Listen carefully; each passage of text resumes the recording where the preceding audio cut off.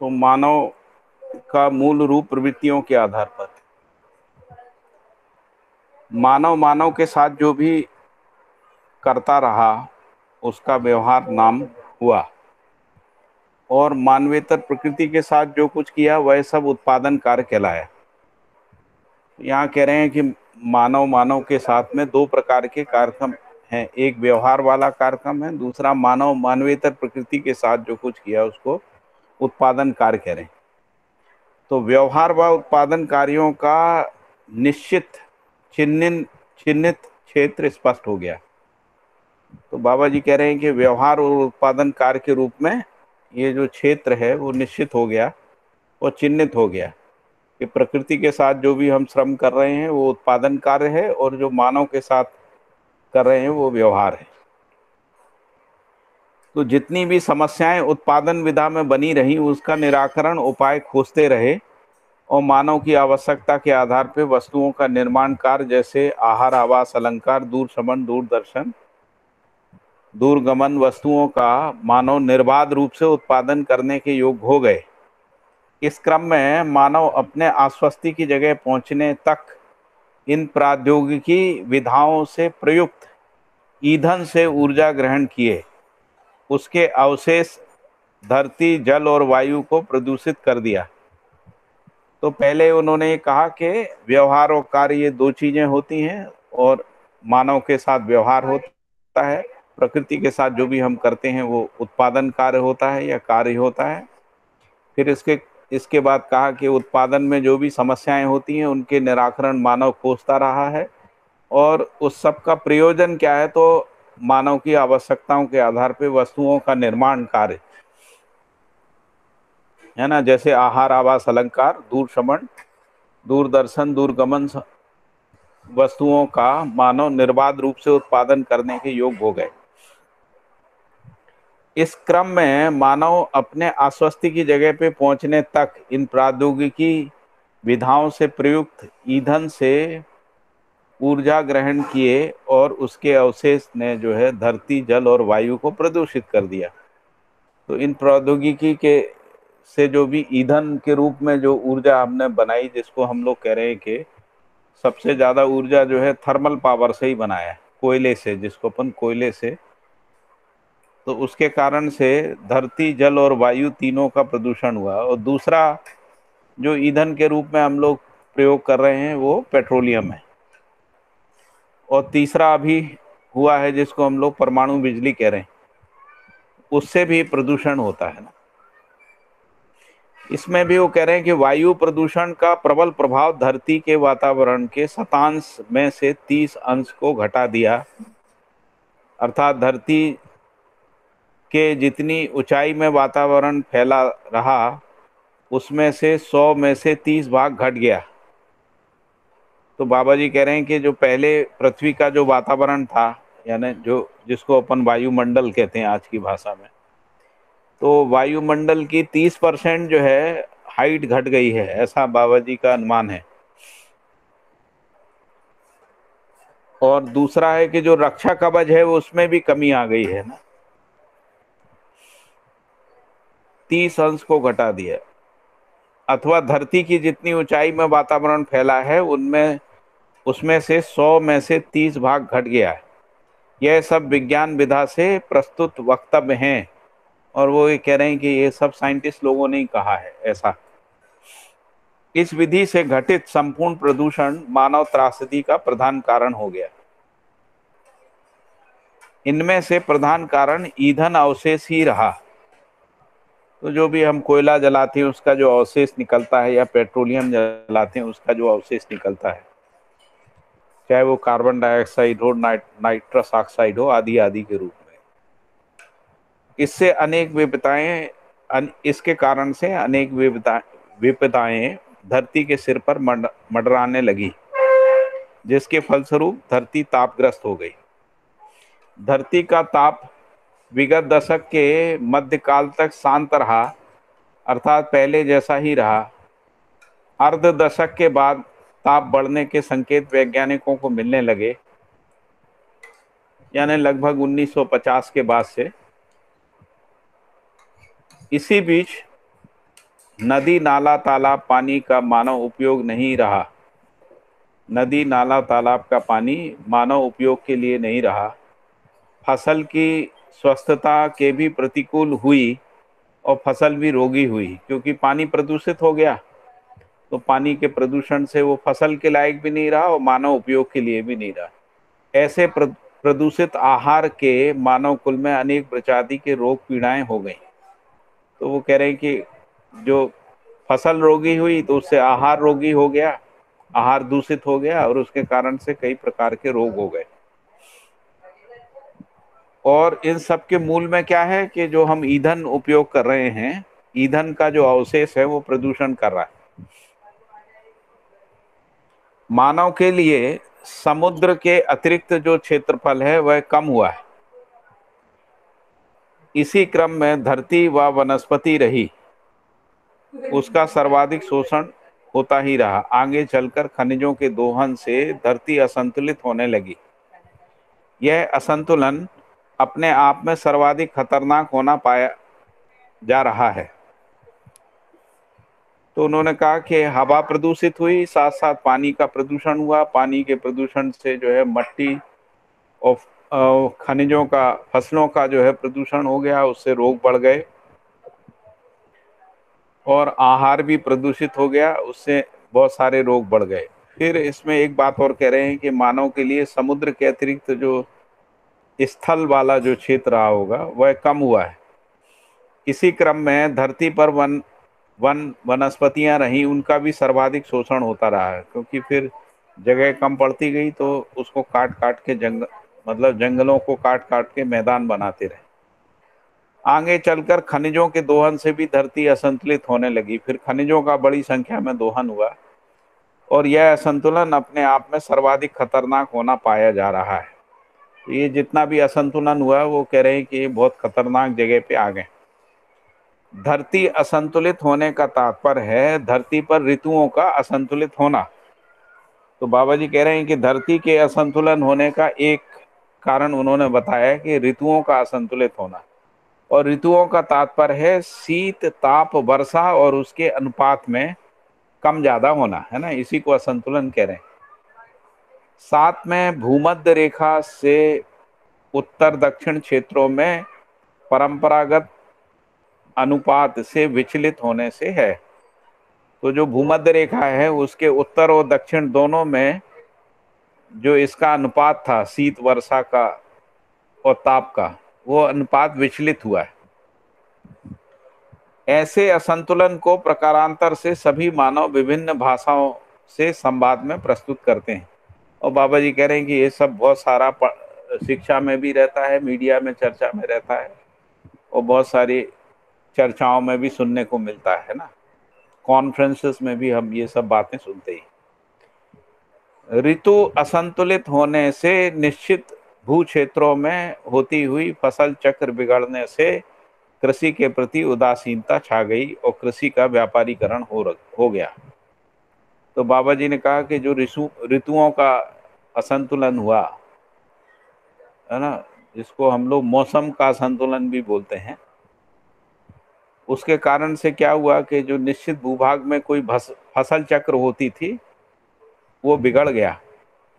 इसको वैज्ञानिक लोग जो हैं एल नीनो इफेक्ट बोलते हैं, एल नीनो इफेक्ट। तो उसका मतलब होता है कि जैसे धान है वो एक निश्चित टेम्परेचर में ही होता है, यदि टेम्परेचर कम हो तो धान का फसल नहीं होता है। उसी तरीके से जो बाकी जो फसलें होती हैं उसके लिए एक निश्चित ताप और निश्चित वर्षा और निश्चित शीत की आवश्यकता होती है, तभी वो फसलें होती हैं। उनका अपना एक मौसम के साथ एक चक्र है। तो वो चक्र बिगड़ने के कारण से कृषि ठीक से नहीं होती है और उसके कारण से कृषि ठीक से नहीं होने से जो कम कृषि होती है उसका व्यापारीकरण हो जाता है। कुछ लोग अभी भी कहते हैं, कई लोग अभी भी खेती को कृषि उद्योग बोलते हैं। विचारणीय मुद्दा यही है कि कृषि में मानव का सहज श्रम, धरती की उर्वरता, ठंडी गर्मी पानी का संयोग और हवा बयार के संयोग से फसल होते हुए देखा गया है। ऐसे पावन कृत्य धीरे धीरे उदासीनता के पक्ष में हुए अंततो गत्वा सर्वाधिक कृषक कृषि से विमुख होने के लिए परिस्थितियां बाध्य हो गई। इन तथ्यों को सर्वेक्षण पूर्वक पता लगा सकते हैं। मतलब अभी लोगों की कृषि में रुचि नहीं है, और इसीलिए फिर क्या हो रहा है कि यंत्रों का सहारा, बड़ी मात्रा में यंत्रों का सहारा लिया जा रहा है खेती में। तो मुख्य मुद्दा यही है कि कृषि मानव के लिए प्रथम आवश्यकता है कि नहीं। तो मुख्य मुद्दा यही है कि कृषि जो है वो मानव के लिए पहली आवश्यकता, प्रथम आवश्यकता है या नहीं, इस पे संवाद होना है। और यदि हाँ, तो आज की स्थिति में सफलता का ताना बाना क्या रहेगा? यदि हम ये कहते हैं कि हाँ, खेती जो है वो फर्स्ट प्रायोरिटी है, तो उस स्थिति में, आज की स्थिति में यदि खेती को सफल बनाना है तो उसका ताना बाना क्या रहेगा, कैसे रहेगा, इसका परिशीलन होना आवश्यक है। इसका परिशीलन होना परम आवश्यक है। आवश्यकता पे जब नजर डाली तो कृषि सर्वप्रथम आवश्यकता है। मानव कुल को सर्वप्रथम आवश्यक आश्वासन, आवश्यकता पर नजर डाली गई तो कृषि सर्वप्रथम आवश्यकता है। मानव कुल को सर्वप्रथम आश्वासन इस धरती पर कृषि में सफल होने के आधार पर ही घटित हुई।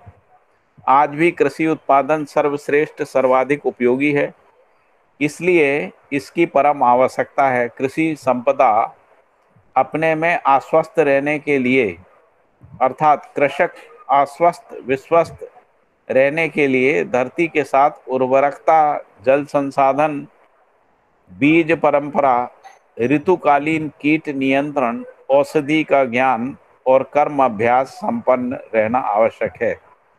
तो कह रहे हैं कि कृषि संपदा अपने में आश्वस्त रहने के लिए, कृषकों का आश्वस्त विश्वस्त रहने के लिए धरती के साथ उसकी उर्वरकता, फिर जल संसाधन, फिर इसके बाद बीज परंपरा जो खत्म हो गई, और ऋतुकालीन जो कीट होते हैं उनका नियंत्रण। हर ऋतु में कोई एक प्रकार का कीट होता है, उसका नियंत्रण। फिर जो बीमारी लगती है उसका औषधि का ज्ञान, और कर्माभ्यास, साथ में श्रम करने की प्रवृत्ति संपन्न करना आवश्यक है। तभी कृषक कृषि करने के विश्वास को बनाए रख पाता है। तो वो ये कह रहे हैं कि यदि हम ऐसा मानते हैं कि कृषि सर्वप्रथम आवश्यकता है, तो उसके लिए इन सब बातों पे काम करना पड़ेगा।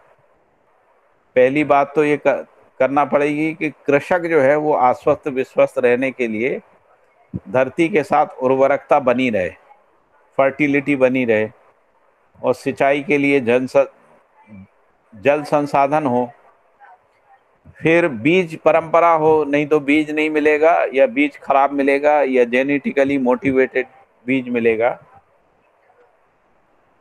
या जीएम टर्मिनेटेड सीड भी मिल सकता है ना। तो जो बीज परंपरा है, तो जिससे हमको उन्नत बीज परंपरा को बनाए रखना होता है यदि कृषि करना है।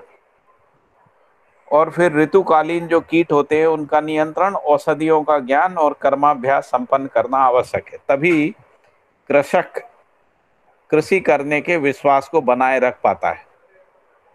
आज की स्थिति में मानव लाभकारिता के आधार पर कृषि कार्य करने को सोचता है, जबकि कृषि समृद्धिकारी है। इसके आधार पर कृषि को पहचानने की आवश्यकता है। कृषि को लाभ हानि मुक्त समृद्धिकारी वस्तु के रूप में स्वीकारने की जरूरत है। कृषि के साथ पशुपालन एक अनिवार्य कार्य है, साथ में अविभाज्य भी। अविभाज्य इस अर्थ में है कि कृषि बिना पशुपालन के कृषि नहीं होती है, क्योंकि पशुपालन का बहुत सारा उपयोग होता है। मट्टी की फर्टिलिटी बनाने में भी उसका उपयोग होता है। इसीलिए वो कह रहे हैं कि ये अनिवार्य भी है और साथ साथ यदि अविभाज्य भी है। इस पर भी विधिवत चर्चा परामर्श की आवश्यकता है। पशुपालन धरती की उर्वरकता को संतुलित बनाए रखने का सर्वोपरि उपाय है। पशुपालन धरती की उर्वरकता को संतुलित बनाए रखने का सर्वोपरि उपाय है अथवा अंग है। पशुओं के मलमूत्र के द्वारा सर्वाधिक श्रेष्ठतम विधि से धरती को उर्वरक बनाना सर्वाधिक लोगों को विदित है। पशुओं के मलमूत्र के द्वारा सर्वाधिक श्रेष्ठतम विधि से धरती को उर्वरक बनाना सर्वाधिक लोगों को विदित है। इससे अच्छी उपज और किसी उर्वरक से नहीं होती है। जो जितने भी हम लोग केमिकल फर्टिलाइजर डालते हैं उसकी तुलना में वो कह रहे हैं कि इससे अच्छी उपज जो है किसी और उर्वरक यानी रासायनिक केमिकल फर्टिलाइजर या दूसरे प्रकार की जो फर्टिलाइजर हैं उनसे नहीं होती। फिर कह रहे हैं इसी के साथ साथ दूध घी भी उपलब्ध होना एक सहज उपलब्धि है। तो एक खेती भी हो साथ में दूध घी की भी उपलब्धता रहे तो ये एक उपलब्धि है। कृषि के साथ यदि पशुपालन की अनिवार्यता और अभिभाज्यता को यदि हम पहचानते हैं।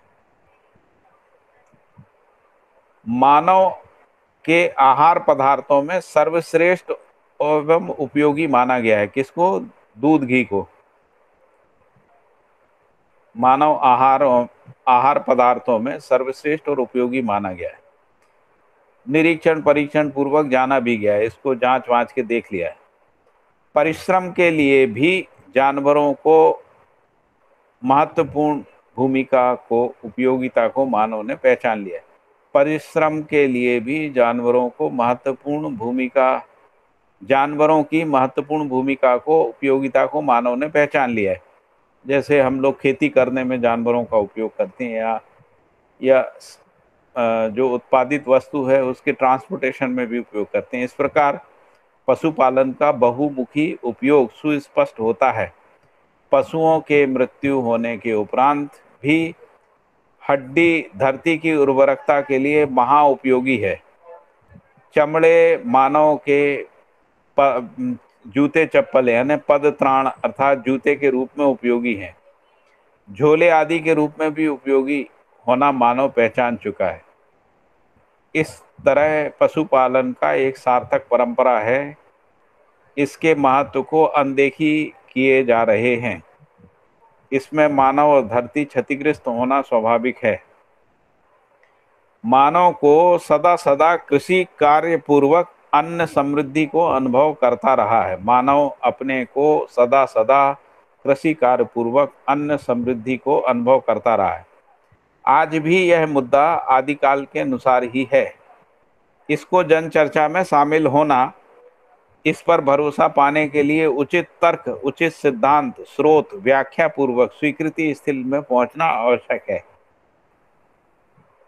फिर अगला मुद्दा है, मानव कृषि संपन्नता बनाए रखने के क्रम में समृद्धि प्रधान उद्देश्य है।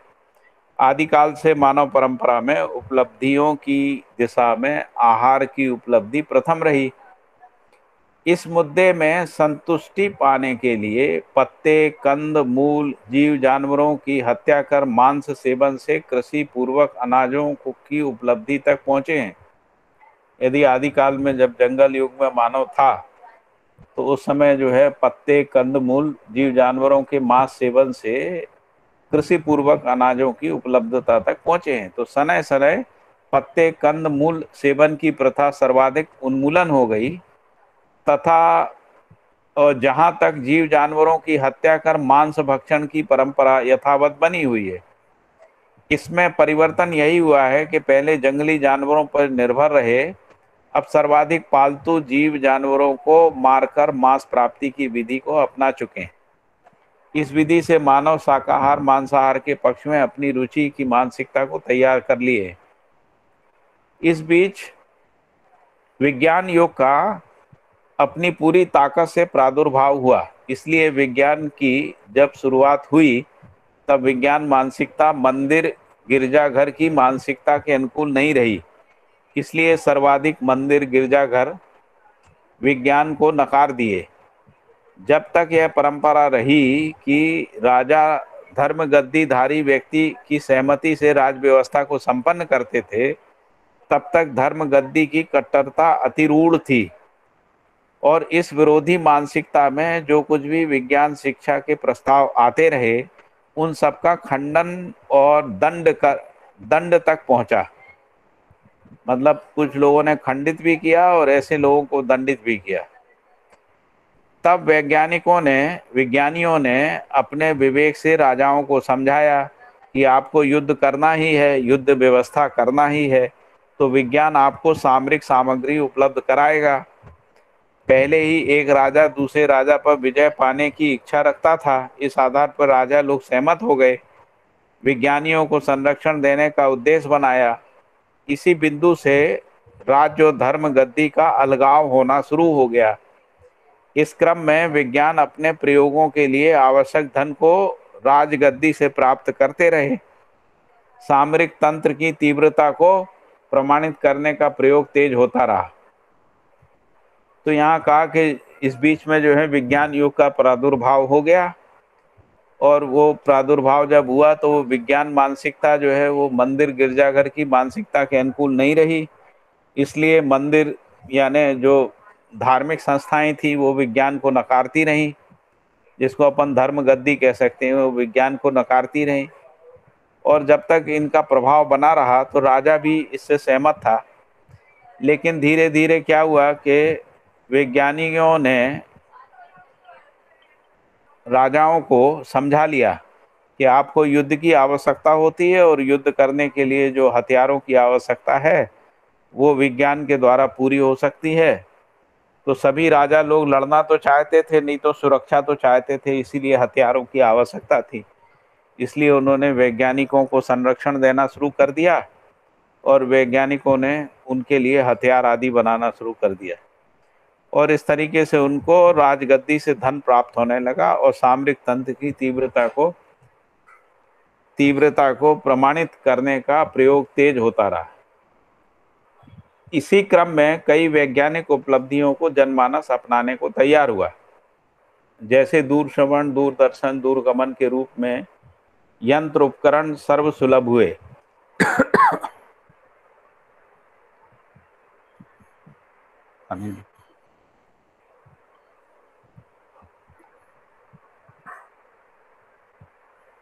पानी दे।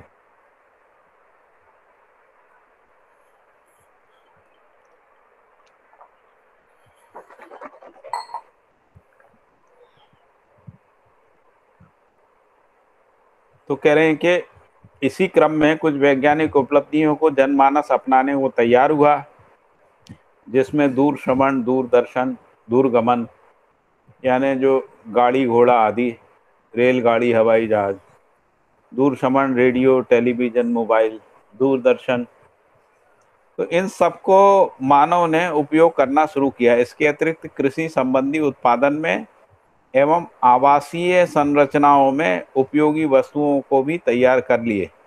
तो विज्ञान ने फिर इसमें भी काम शुरू कर दिया कि कृषि संबंधित उत्पादन के यंत्र बना दिए, और फिर आवासीय संरचनाओं में उपयोगी वस्तुओं को भी तैयार किया। इसी क्रम में अलंकार संबंधी वस्तुएं प्रचुर मात्रा में उपलब्ध हो गईं। विज्ञान अपने वर्चस्व को उक्त सभी विधाओं में स्थापित कर लिया। धीरे धीरे विज्ञान ने इन सभी विधाओं में अपने वर्चस्व को स्थापित कर लिया, चाहे वो सामरिकता में हो, या दूरगमन, दूरदर्शन, दूरश्रवण के रूप में हो, कृषि यंत्रों के रूप में हो, या आवास आदि जो बड़ी इंफ्रास्ट्रक्चरल डेवलपमेंट है उसमें जो लगने वाली वस्तुएं हैं उसके लिए भी। इसको बाबा जी कह रहे हैं कि अलंकार संबंधी वस्तुएं इससे प्रचुर हो गई। विज्ञान अपने वर्चस्व को उक्त सभी विधाओं में स्थापित कर लिया। मानव इन सभी वस्तुओं को सुखी होने के लिए पाना चाहता है, और मानव क्या है, सुख ऐसा मानता है कि ये सब उपलब्ध होने से वो सुखी हो जाएगा। किंतु एक व्यक्ति जितना संग्रह कर लेता है उतना सबके पास नहीं होता है। यह भी जनचर्चा का एक मुद्दा है, जिसको अपन अमीरी गरीबी कह रहे हैं आज की भाषा में। और अमीरी गरीबी में संतुलन, जिसको इकोनॉमिक जस्टिस आदि नाम दे रहे हैं।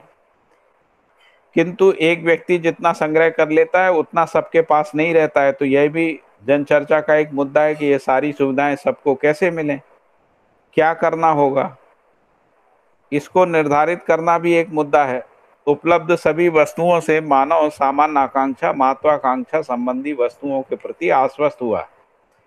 अंततो गत्वा सभी वस्तुओं का प्रयोजन शरीर पोषण, संरक्षण, समाज गति के रूप में होना ही निश्चित है। तो बाबा जी कह रहे हैं कि ये सारी वस्तुओं का क्या उपयोग है, तो इससे शरीर का पोषण, शरीर का संरक्षण और समाज गति के रूप में होना निश्चित है।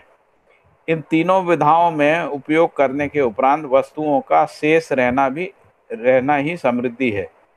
तो इन तीनों विधाओं में यानी शरीर पोषण, संरक्षण और समाज गति के लिए जितना जरूरी है उतना लगाने के बाद भी वस्तु बची रहे, तभी उसी का नाम है समृद्धि। तभी मानव उपकार कार्य करने में प्रवृत्त होता देखने को मिलता है। यदि ये समृद्धि रहती है तभी वो उपकार कार्य में प्रवृत्त होने देखने को मिलता है। उपकार कार्य हर मानव संतान को समर्थ बनाने के अर्थ में सार्थक होता हुआ देखा गया है। और वो कह रहे हैं कि ये जो उपकार कार्य है हर मानव संतान को समर्थ बनाने के अर्थ में सार्थक होता हुआ देखा गया है। मानव कुल शरीर पोषण, संरक्षण, समाज गति में तृप्त होने का इच्छुक रहा ही है।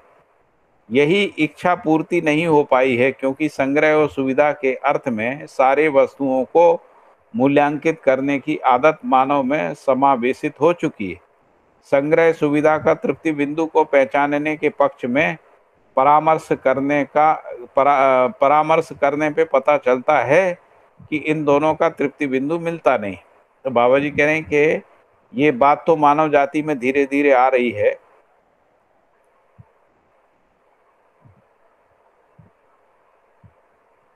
कि सुविधा संग्रह का तृप्ति बिंदु जो है वो पहचानने में नहीं आता है। फिर आगे कहा कि मानव परंपरा के इतिहास के अनुसार सामान्य और महत्वाकांक्षा संबंधी वस्तुओं की उपलब्धि जैसे जैसे हुई उससे तृप्त होने की इच्छा मानव में होती रही। तो मानव परंपरा के इतिहास के अनुसार सामान्य आकांक्षा और महत्वाकांक्षा संबंधी वस्तुओं की उपलब्धि जैसे जैसे हुई उससे तृप्त होने की इच्छा मानव में होती रही। इसके बाद किसी वस्तु की कमी महसूस होती थी तो उसके मिलने से तृप्त हो जाएंगे, सुखी हो जाएंगे, ऐसा सोचते थे। संयोगवश आज सभी वस्तुएं उपलब्ध हो गई हैं, कई लोग प्राप्त भी कर लिए हैं, इसके बावजूद भी सुखी होने का लक्षण अभी तक उदय नहीं हुआ है। तो बाबा जी कह रहे हैं कि जैसे जैसे प्रौद्योगिकी का विकास हुआ तो जो जो नई नई चीज आती रही उसका उपयोग करके सोचते थे सुखी हो जाएंगे, तब तक कोई दूसरी नई चीज आ गई तो लोगों ने सोचा कि वो और आगे की टेक्नोलॉजी आ जाएगी तो हम सुखी हो जाएंगे। और कह रहे हैं ऐसा करते करते अभी ऐसा आ गया कि सभी वस्तुएं उपलब्ध हो गई हैं लेकिन सुखी नहीं हो पा रहे। संयोग बस आज सभी वस्तुएं उपलब्ध हो गई हैं और कई लोग ऐसे भी हैं जिन्होंने इसको प्राप्त कर लिया, इसके बावजूद भी सुखी होने का लक्षण कहीं उदय नहीं हुआ। इस आधार पे मानव का लक्ष्य क्या हो सकता है, इस मुद्दे पे परामर्श पूर्वक सर्वेक्षण करने पे पता चलता है कि मानव सुविधा संग्रह, भोग, अतिभोग की ओर प्रवृत्ति होता हुआ देखा गया और यह भी तृप्ति विहीन प्रयोग साबित हुआ। इस क्रम में पुनर्विचार की आवश्यकता हुई। तो बाबा जी कह रहे हैं कि ये जो संग्रह की प्रवृत्ति है तो इसका सर्वेक्षण करने पे पता लगा कि मानव सुविधा संग्रह के आधार पे भोग, भोग से अतिभोग की प्रवृत्ति की ओर प्रवृत्तित होता हुआ देखा गया और यह भी कि तृप्ति विहीन प्रयोग, और ये सब तृप्ति विहीन हुआ, इसमें तृप्ति नहीं मिली। इसीलिए मतलब इस क्रम में पुनः विचार की आवश्यकता हुई। सह अस्तित्ववादी मानसिकता के आधार पर वस्तुओं का उपयोग, सदुपयोग, प्रयोजनशीलता को हम परखते हैं। मानसिकता में बदलाव हुआ और सह अस्तित्ववादी विधि से जीना उद्देश्य हुआ। ऐसे उद्देश्यों से स्पष्ट हुआ तभी उपयोगिता, सदुपयोगिता, प्रयोजनशीलता समझ में आ गई। मानव का लक्ष्य जागृति के उपरांत समाधान, समृद्धि, अभय, सहस्थित के रूप में पहचाना गया। इनमें से समझदारी का प्रयोग, उसका शुभ परिणाम ही समाधान के रूप में अनुभव होना पाया जाता है। हर शुभ परिणाम सफलता का द्योतक है। तो ये कहा कि सहअस्तित्ववादी मानसिकता के आधार पर वस्तुओं का उपयोग समझ में आ गया, सदुपयोग और उसकी प्रयोजनशीलता को पहचान लिया गया। इससे मानसिकता में बदलाव हुआ, सहअस्तित्ववादी विधि से जीना जो है उद्देश्य हुआ, ऐसे उद्देश्य से स्पष्ट हुआ, तभी उपयोगिता, सदुपयोगिता, प्रयोजनशीलता समझ में आ गई। मानव का लक्ष्य जागृति के उपरांत समाधान, समृद्धि, अभय, सहअस्तित्व के रूप में पहचाना गया। इनमें से समझदारी का प्रयोग है, उसका सर्वशुभ परिणाम ही समाधान रूप में अनुभव होना पाया जाता है। हर शुभ परिणाम सफलता का द्योतक है। हर विधा में, हर आयाम में मानव सफलता पाना चाहता है। सहअस्तित्व विधि से यह हर मानव के लिए समीचीन है, क्योंकि समझदारी सबके लिए सुलभ होने की विधि अपने आप में जागृति का प्रमाण है। जागृति अनुभव की अभिव्यक्ति है। अनुभव सहअस्तित्व रूपी अस्तित्व में होता है। यह अनुभव ना तो ज़्यादा होता है ना कम होता है। इस प्रकार अनुभव अपने में परम शाश्वत, अनुभव ना तो कम होता है ना ज़्यादा होता है। इस प्रकार अनुभव अपने में परम शाश्वत होना पाया जाता है। इसलिए अनुभव मूलक विधि से ही हर मुद्दे में तृप्त होने की सहज स्थली बनी। तृप्ति जीवन सहज प्यास है। तृप्ति के उपरांत तृप्ति के लिए हुई प्यास समाप्त हो जाती है। इसके फलन में समाधान, समृद्धि, अभय, सहअस्तित्व, समाधान, समृद्धि, अभय, सहअस्तित्व, अभयता पूर्वक सहअस्तित्व का प्रमाण वर्तमानित रहता है। यही तृप्ति का स्रोत है। तो ये यहाँ से शुरू किया कि समझदारी का प्रयोग है, उसका शुभ परिणाम ही समाधान के रूप में अनुभव होना पाया जाता है। हर शुभ परिणाम सफलता का द्योतक होता है। हर विधा में, हर आयाम में मानव सफलता पाना चाहता है। सहअस्तित्व विधि से यह हर मानव के लिए समीचीन है। समीचीन है यानी हर मानव इसको प्राप्त कर सकता है, निकट ही है उसके, क्योंकि समझदारी सबके लिए सुलभ होने की विधि अपने आप में जागृति का प्रमाण है।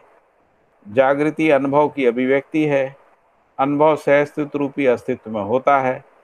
यह अनुभव ना तो ज़्यादा होता है ना कम होता है। इस प्रकार अनुभव अपने में परम शाश्वत होना पाया जाता है।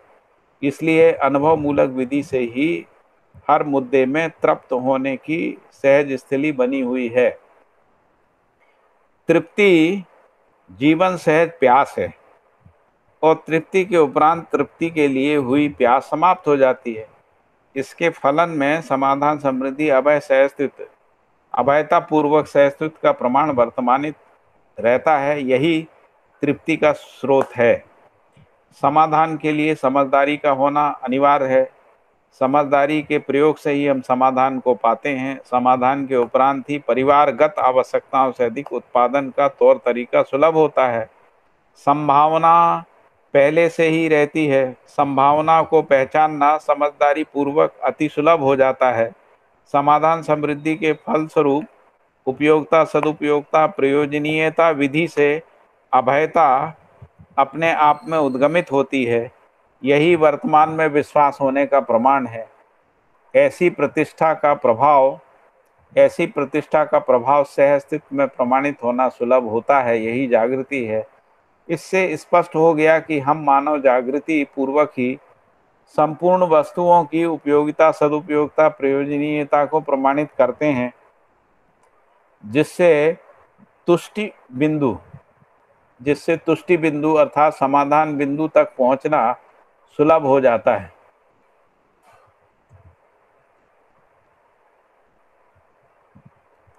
इसी संपदा के साथ हम संबंध, मूल्य, मूल्यांकन, उभय तृप्ति संपन्न हो जाते हैं। यह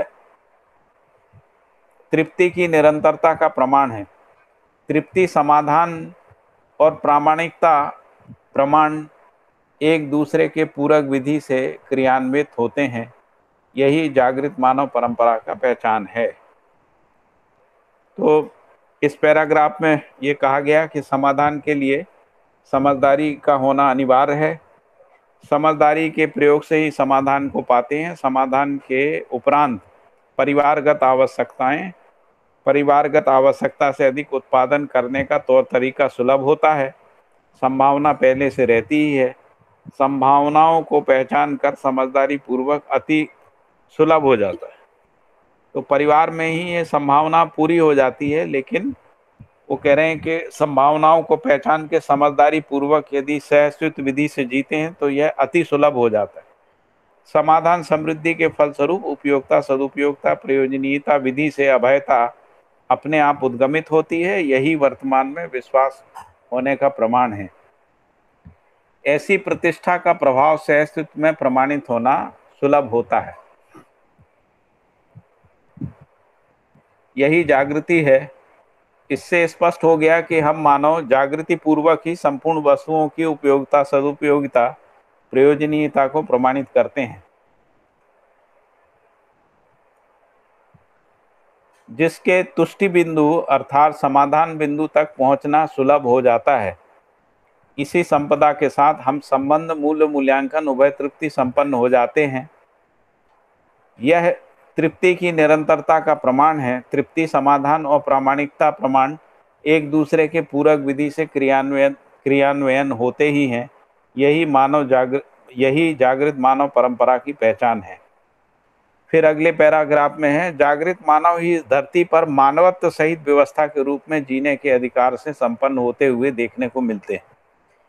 जागृत मानव ही इस धरती पर मानवत्व सहित व्यवस्था के रूप में जीने के अधिकार से संपन्न होते हुए देखने को मिलते हैं। अधिकार स्वत्व का ही होता है, जिसके फलन में स्वतंत्रता प्रमाणित होती है।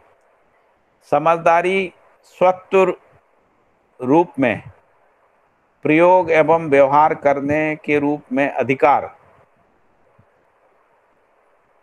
जिसको सार्थक बनाने के क्रियाकलाप के रूप में स्वतंत्रता सार्थक होते हुए देखने को मिलती है। तो क्या बोला?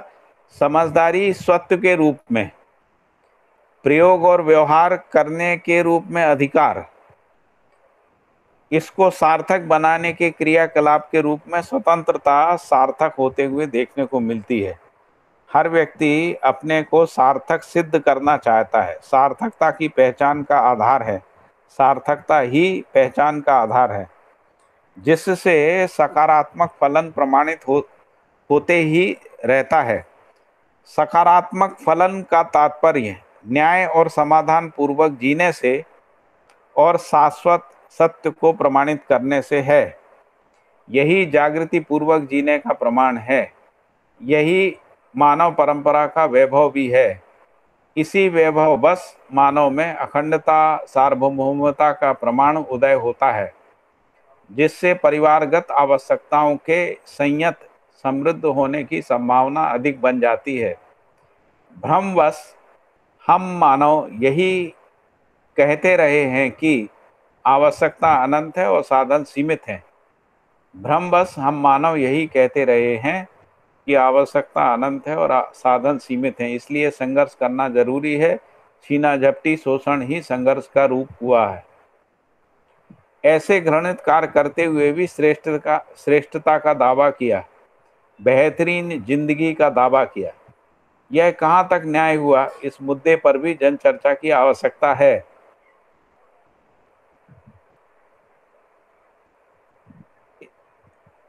तो बाबा जी कह रहे हैं, भ्रमवश हम ये मानते रहे कि आवश्यकता अनंत है, साधन सीमित हैं, इसलिए संघर्ष करना जरूरी है, और इस तरीके से छीना झपटी शोषण को संघर्ष का रूप हुआ। और ऐसे घृणित कार्य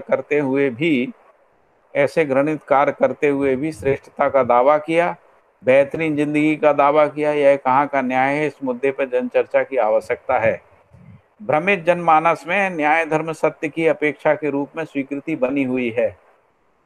भ्रमित मानव में न्याय धर्म सत्य की अपेक्षा रूप में स्वीकृति बनी हुई है, किंतु उसी के साथ साथ परंपरा में इसकी प्रामाणिकता की उपलब्धता नहीं रहने के कारण मानव अपने अपने तरीकों से जीवों से अच्छा जीने के स्वरूप को बना लेते हैं या बना लिया है। जीने के क्रम में आहार, विहार, व्यवहार, उत्पादन कार्य का निश्चयन आवश्यक है, जबकि बाबा जी कह रहे हैं कि जीने के लिए आहार, विहार, व्यवहार, उत्पादन कार्य का निश्चयन आवश्यक है। प्रकारांतर से मानव इसे अनुसरण किए रहता है। आहार के बारे में पहले ही यह बात स्पष्ट हो चुकी है कि मानव शाकाहार मांसाहार को पहचान चुका है एवं इनका अभ्यासी भी है। इन दोनों प्रकार के आहार विधाओं में विविध प्रकार से व्यंजन को बनाने और व्यंजनों को शोध करने के कार्यक्रमों को कर ही रहा है। इसकी आवश्यकता है या नहीं, यह भी संवाद का मुद्दा हो सकता है। संवाद आवश्यकता के आधार पर सोचने का तरीका। संवाद आवश्यकता के आधार पर सोचने पर पता चलता है। संवाद आवश्यकता के आधार पर सोचने पर पता चलता है कि मानव के निश्चित आचरण को पहचानना आवश्यकता है। आचरण का निश्चयन इसलिए अपरिहार्य हो गया है कि मानव अपने में बहुमुखी अभिव्यक्ति है। दूसरी भाषा में कहें तो सर्वतोमुखी अभिव्यक्ति है।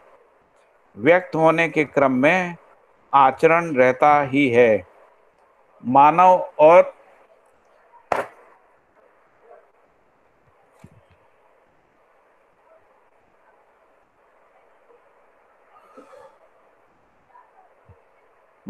और मानव के आचरण को विभाजित नहीं किया जा सकता है। अविभाज्य रूप में यह वर्तमान रहता ही है। ऐसी उत्सववादी क्रियाएं आगे चलकर एक कोशी बहुकोशीय रचना वैभव को प्रकाशित किया है और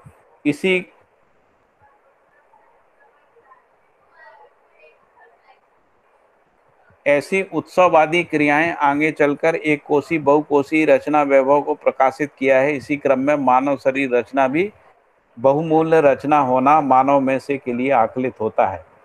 शरीर रचना क्रम में निश्चित आचरण परंपराएं स्थापित हो चुकी हैं। इनमें से मानव का आचरण भी निश्चित होना एक आवश्यकता रही आई। निश्चित आचरण के साथ ही मानव का व्यवस्था में जी पाना संभव है। व्यवस्था में जीना और आचरण को अलग अलग नहीं किया जा सकता है। यानी व्यवस्था में जीना और आचरण दोनों एक ही बात है, उनको विभाजित नहीं किया जा सकता। व्यवस्था में जीना और आचरण को अलग अलग नहीं किया जा सकता है। इसके मूल में आहार व्यवहार प्रवृत्ति एक दूसरे से अनुबंधित रहते हैं। व्यवस्था में जीने के लिए, व्यवस्था को प्रमाणित करने के लिए आचरण एक महत्वपूर्ण आयाम है। आचरण के मूल में विचार और विचार के मूल में विज्ञान और विवेक के मूल में ज्ञान और ज्ञान के मूल में सहअस्तित्व अनुबंधित रहना पाया जाता है। तो व्यवस्था में जीने के लिए, व्यवस्था को प्रमाणित करने के लिए आचरण एक महत्वपूर्ण आयाम है। आचरण के मूल में विचार होता है, विचार के मूल में विज्ञान और विज्ञान और विवेक के मूल में ज्ञान और ज्ञान के मूल में सहअस्तित्व अनुबंधित रहना पाया जाता है। इस प्रकार मानव को व्यवस्था में जीने की आवश्यकता बनी ही रहती है। व्यवस्था में जीना ही समाधान का प्रमाण है। मानव के संदर्भ में व्यवस्था में जीकर समाधान को प्रमाणित करने की आवश्यकता है ही। यह मानवीयतापूर्ण आचरण पूर्वक ही प्रमाणित होता है। मानवीयतापूर्ण आचरण अपने में त्रिआयामी अभिव्यक्ति है। क्या है वो त्रिआयामी? तो मूल्य, चरित्र, नैतिकता। अभिव्यक्ति का तात्पर्य अभ्युदय के अर्थ में होने से है। अभ्युदय अपने में सर्वतोमुखी समाधान है। सर्वतोमुखी समाधान का धारक वाहक होने के आधार पर मानव को ज्ञानावस्था की इकाई के रूप में पहचाना गया। मानवीयतापूर्ण आचरण अपने में त्रिआयामी अभिव्यक्ति है, मूल्य, चरित्र, नैतिकता के रूप में। अभिव्यक्ति का तात्पर्य है अभ्युदय के अर्थ में होने से है। अभ्युदय अपने में सर्वतोमुखी समाधान है। सर्वतोमुखी समाधान का धारक वाहक होने के आधार पर मानव को ज्ञानावस्था के रूप में पहचाना गया। समझ अपने में बहुआयामी स्वीकृति होने के आधार पर हर आयाम में व्यवस्था और व्यवस्था में भागीदारी और पूरकता, यह निश्चय होना ही स्वीकृति का अर्थ है। समझ अपने में बहुआयामी स्वीकृति होने के आधार पर हर आयाम में व्यवस्था और व्यवस्था में भागीदारी और पूरकता, यह निश्चय होना ही स्वीकृति का मतलब है। इन स्वीकृतियों के आधार पर मानव में अपने लक्ष्य को पहचानने का सूत्र तैयार हो जाता है अथवा सूत्र स्वयं स्फूर्त होता है। व्यवस्था में जीने के लिए हर व्यक्ति में समाधान अर्थात उन विधाओं में प्रमाणित होना आवश्यक है। मानव से जुड़ी हुई विधाएं प्रधानतः 5 रूप में पहचानी गई हैं, जिसमें मानव सहअस्तित्व विधि से समाधान को प्रस्तुत करना अथवा समाधान पूर्वक निर्वाह करना ही है। शिक्षा संस्कार विधा में सहअस्तित्व और प्रमाणों को प्रस्तुत करना ही कार्यक्रम है। इसे क्रमिक विधि से प्रस्तुत किया जाना मानव सहज कर्तव्य के रूप में, दायित्व के रूप में स्वीकार होता है। मानवीय शिक्षा में जीवन और शरीर का बोध और इसकी संयुक्त रूप में अभिव्यक्ति, संप्रेषणा, प्रकाशन और दिशा बोध होना ही प्रधान मुद्दा है। इन मुद्दों पर संवाद होना आवश्यक है। जीवन और शरीर अलग अलग महिमा संपन्न इकाई होते हुए इनकी अभिव्यक्ति में निरंतर एक परंपरा का स्वरूप बना ही है। इसी का नाम है मानव परंपरा। तो जीवन और शरीर अलग अलग होते हुए भी, अलग अलग महिमा संपन्न इकाई होते हुए भी इनकी अभिव्यक्ति में निरंतरता एक परंपरा के रूप में बना ही है। इसी को हम मानव परंपरा कह रहे हैं। इसी का नाम मानव परंपरा है। मानव परंपरा में शरीर की काल अवधि होती है और शरीर आयु मर्यादा के आधार पर कार मर्यादा को प्रकाशित करता है। हर पीढ़ी अपने आगे पीढ़ी और आगे पीढ़ी पीछे पीढ़ी से ऐसी अपेक्षाएं बनाए रखती है। आयु के आधार पर ही यह अपेक्षाएं बनी रहती हैं। इसकी औचित्यता पर विचार करने से पता लगता है मानव अपने में आयु की महिमा प्रवृत्ति को स्वीकार्य रहता है। शरीर के साथ आयु मर्यादा की गणना हो पाती है। शरीर परिणामकारी होना स्पष्ट है। आयु मर्यादा हमेशा प्रभावशील रहता ही है। इसी के साथ साथ कार्य प्रवृत्तियां मेधस तंत्र द्वारा संवेदनशील और संज्ञानशील कार्यक्रमों को स्पष्ट कर देती हैं। जीवन में ही संवेदनशीलता का, संज्ञानशीलता का आस्वादन हो पाता है। संज्ञानशीलता जीवन का स्वतः होना पहले से ही सुस्पष्ट हो चुका है। समझदारी अर्थ स्वीकृति के साथ जीवनगत होना, जीवन ही दृष्टा पद में होना। इसलिए दृष्टा जीवन और शरीर के संयुक्त रूप में दृष्टा कर्ता भोक्ता होना देखा गया है। तो शरीर के साथ आयु मर्यादा की गणना हो पाती है। शरीर परिणामकारी होना स्पष्ट है। आयु मर्यादा हमेशा प्रभावशील रहता ही है। इसी के साथ साथ कार्य प्रवृत्तियां मेधस तंत्र के द्वारा संवेदनशील और संज्ञानशील कार्यक्रमों को स्पष्ट कर देती है। जीवन में ही संवेदनशीलता का, संज्ञानशीलता का आस्वादन हो पाता है। संज्ञानशीलता जीवन का स्वतः होना पहले ही सुस्पष्ट हो चुका है। समझदारी अर्थ स्वीकृति के साथ जीवनगत होना, जीवन ही दृष्टा पद में होना, इसीलिए दृष्टा कर्ता भोक्ता होना देखा गया है।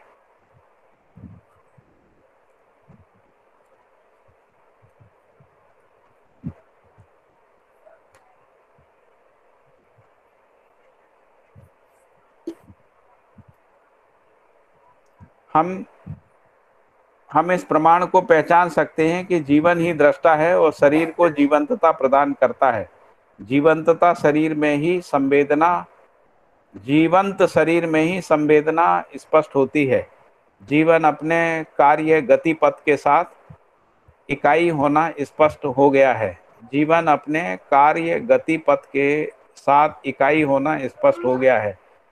कार्य गति पथ के साथ ही जीवन पुंज के मूल में एक गठनपूर्ण परमाणु चैतन्य इकाई के रूप में होना जिक्र किया जा चुका है। यही जीवन पद है। जीवन पद अपने में संक्रमण क्रिया है। संक्रमण का तात्पर्य है जिस अवस्था पर प्रतिष्ठा में पहुंच चुके हैं उससे पीछे की स्थिति में नहीं जा पाना, इसी का नाम संक्रमण है। यह भी एक स्वयं स्फूर्त स्थिरता का प्रमाण है। जीवन पद में प्रतिष्ठित होने के उपरांत रासायनिक भौतिक क्रियाकलाप का दृष्टा हो जाता है। जीवन अपने में रासायनिक भौतिक क्रियाकलाप से अछूता रहते हुए रासायनिक भौतिक द्रव्य से रचित शरीर को जीवंत बनाए रखना जीवन को स्वीकृत है। जीवन की स्वीकृति अपने में निरंतर बनी ही रहती है। इसी क्रम में हर जीवों को वंशानुसंगी क्रियाकलाप के अनुसार जीवंत बनाए रखता है, अर्थात संवेदनशीलता का प्रमाण प्रस्तुत कर देता है। ऐसे ही संवेदनाओं को प्रमाणित करने के क्रम में अलग अलग पहचान उन उनके आचरणों के रूप में ही प्रस्तुत हो गई है।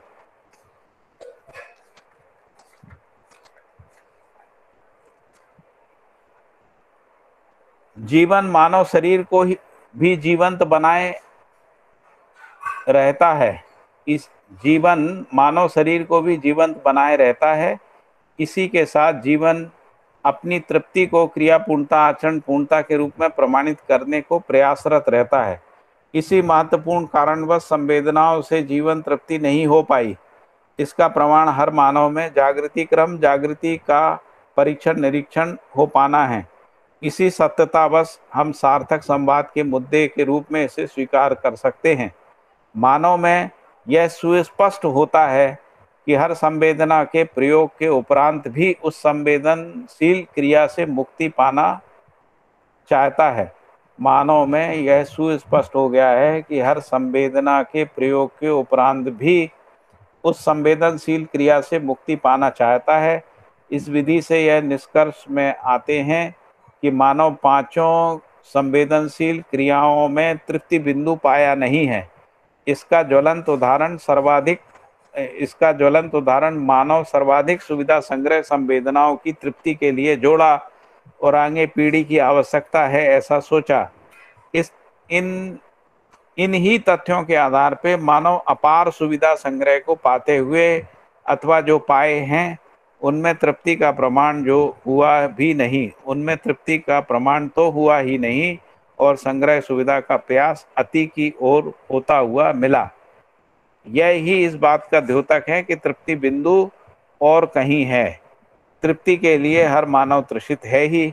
इसका निराकरण समाधान पूर्वक होना देखा गया। समाधान अपने आप में सुख रूप में अनुभूत होना पाया गया। अनुभूति की निरंतरता होना भी सुस्पष्ट हुआ। इसकी पुष्टि में ही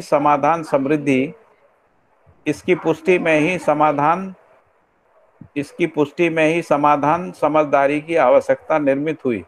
समझदारी के साथ ही हम हर कोण हर आयाम हर दिशा परिप्रेक्ष्य में हर कालों में जागृत परंपरा के आधार पर अखंड समाज सार्वभौम व्यवस्था के रूप में प्रमाणित होना बनता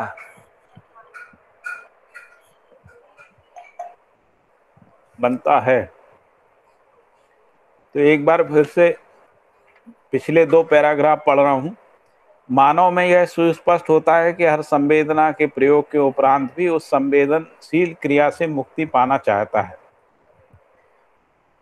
इस विधि से यह निष्कर्ष में आते हैं कि पांचों संवेदनशील क्रियाओं में तृप्ति बिंदु पाया नहीं। इसका ज्वलंत उदाहरण क्या है? तो मानव सर्वाधिक सुविधा संग्रह संवेदनाओं की तृप्ति के लिए जोड़ा और आगे पीढ़ी की आवश्यकता है ऐसा भी सोचा। इन तथ्यों के आधार पर मानव अपार सुविधा संग्रह को पाते हुए अथवा जो पाए हुए हैं उनमें तृप्ति का प्रमाण तो हुआ ही नहीं और सुविधा संग्रह का प्यास जो है वो अति की ओर होता हुआ मिला।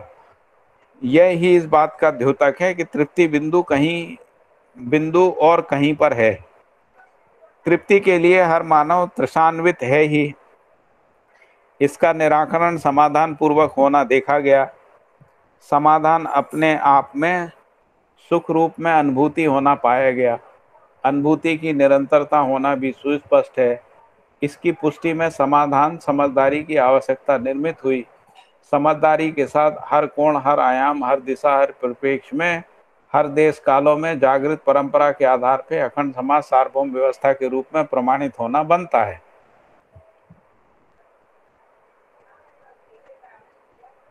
इस तथ्य को भली प्रकार से देखा गया है, समझा गया है कि हर मानव तृप्तिपूर्वक ही जीने का इच्छुक है। ऐसी तृप्ति सुख शांति संतोष आनंद के रूप में पहचानने में आती है। ऐसी पहचान जानने मानने पहचानने निर्वाह करने के फलस्वरूप प्रमाणित होना पाई जाती है। सुख शांति संतोष आनंद अनुभूतियां समाधान समृद्धि अभय सहस्तित्व के प्रमाण के रूप में परस्परता में बोध और प्रमाण हो जाता है। ऐसी बोध विधि का नाम है शिक्षा संस्कार। शिक्षा का तात्पर्य शिष्टतापूर्ण अभिव्यक्ति से है। ऐसी शिष्टता अर्थात मानवीयतापूर्ण शिष्टता समझदारी पूर्वक ईमानदारी जिम्मेदारी भागीदारी के रूप में प्रमाणित होना पाया जाता है। इसकी आवश्यकता के लिए जन चर्चा भी अवश्य संभावी क्रियाकलाप है। जन संवाद अर्थात मानव में परस्पर संवाद प्रसिद्ध है। संवाद के अनंतर संवेदनशीलता का ध्रुवीकरण एक स्वाभाविक प्रक्रिया है। संवाद के अनंतर संवेदनशीलता का ध्रुवीकरण एक स्वाभाविक प्रक्रिया है। ये प्रक्रियाएं क्रम से तृप्ति की अपेक्षा में ही संजोया हुआ पाया जाता है। सभी मानव संवेदनशीलता से परिचित हैं ही, संज्ञानशीलता की आवश्यकता शेष रही ही है।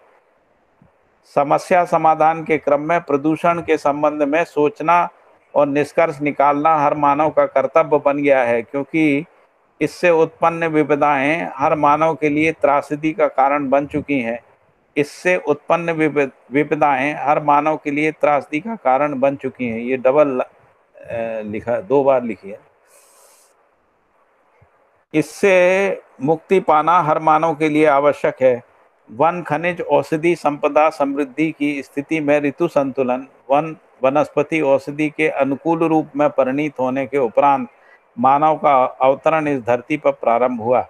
वन खनिज औषधि संपदा समृद्ध होने की स्थिति में ऋतु संतुलन वन वनस्पति औषधियों के अनुकूल रूप में परिणत होने के उपरांत मानव का अवतरण धरती पर आरंभ हुआ और मानव अपने तरीके से सोचते समझते मनाकार को साकार करने के क्रम में वन खनिज औषधि जलवायु संपदा को उपयोग प्रयोग परीक्षण निरीक्षण सर्वेक्षण पूर्वक इनके साथ अपनी अनुकूलता के लिए प्रयोग करता ही आया। इस क्रम में सर्वाधिक वनों का विध्वंस और खनिजों का शोषण होना पाया गया। तो मुझे लगता है अभी यहाँ पे अपन रुक सकते हैं। तो हम लोगों ने 2007 से पढ़ना शुरू किया, 107 नंबर पेज से, है ना।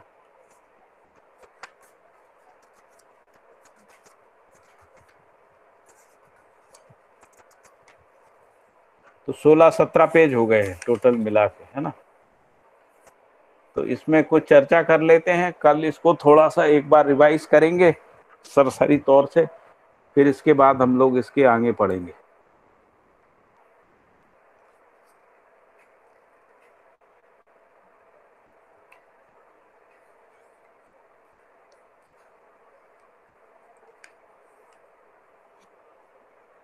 हाँ जी, बताइए।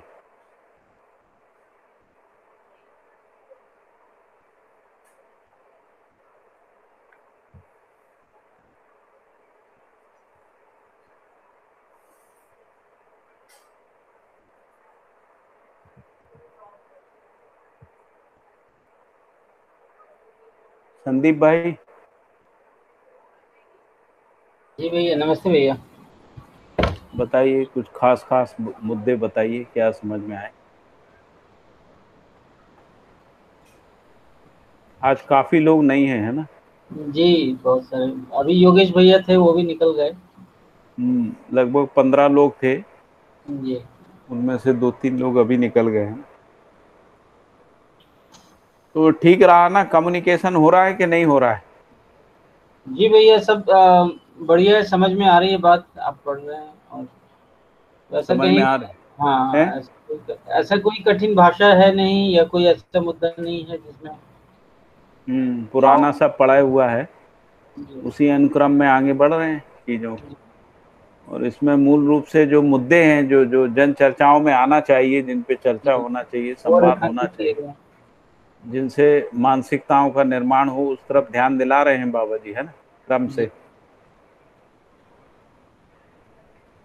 पहले खेती के ऊपर उन्होंने बताया कि खेती सर्वतोपयुक्त है। हाँ, उसके लिए क्या क्या करना पड़ेगा वो भी बताया। जी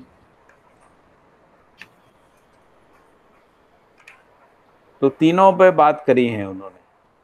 जी एक कृषि के ऊपर बात करी है, कृषि की आवश्यकता पे बात की है, और कृषकों की स्थितियों पे भी बात करी है ना। जी और इन तीनों के योगफल में समाज की आवश्यकता पे भी बात करी। जी और इन्हीं समाज की आवश्यकता के साथ इससे प्राकृतिक संतुलन होता है और आवर्तनशीलता बनी रहती है, इस पे भी थोड़ी थोड़ी सी बात है। जैसे कृषि और पशुपालन की अविभाज्यता को बताया, पशुओं की क्या भूमिका है उसके ऊपर भी ध्यान दिलाया। फिर ये भी कहा कि जो हम ईंधन का सर्वाधिक उपयोग कर रहे हैं उसके कारण से क्या क्या समस्याएं हो रही हैं उनको भी इंगित किया। जी तो उससे कैसे वायु प्रदूषण हो रहा है, जल प्रदूषण हो रहा है, उसके कारण से खाद्यान्न प्रदूषण हो रहा है, उससे रोग बढ़ रहे हैं, है ना। इसको क्रमशः उन्होंने रेखांकित किया बहुत संक्षेप में, और ये कहा कि इस सब पे चर्चा की जरूरत है।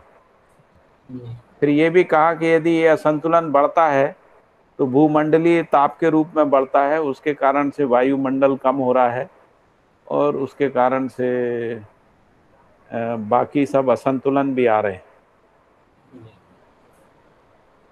उससे मौसम का असंतुलन भी आ रहा है, मौसम के असंतुलन से फसल चक्रों के ऊपर भी असर आ रहा है, इसको भी उन्होंने बात की।